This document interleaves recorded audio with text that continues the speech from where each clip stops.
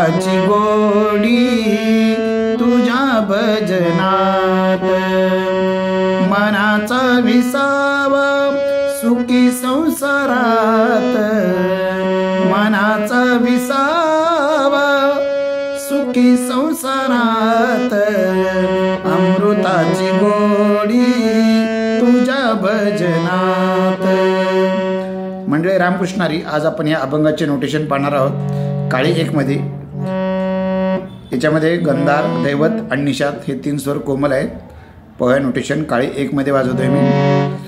म प ग म प नि ध नि सा प ग म म, अमृताची गोडी तुझ्या भजनात, मनाचा विसावा सुखी संसारात, प नि नि सा सा नि नि ग सा ध नि प म।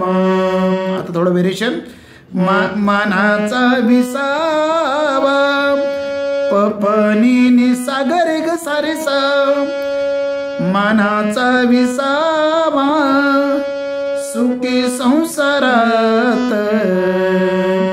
पुन्हा अमृताची गोडी तुझ्या भजनात, म प ग म प नि ध नि सा प ग म म। आता याच्या पुढील जे 2 अंतर आहेत ते या पद्धतीने थोडंसं चेंज केलेलं आहे। भजनी बसावे जग विसरावे, ध ध ध ध ध ध प प ग प म म, भजनी बसावे जग विसरावे, राम नाम घ्यावे चिपळ्यांची साथ, प प नि नि सा सा नि नि ग सा ध नि प म। व्हेरिएशन।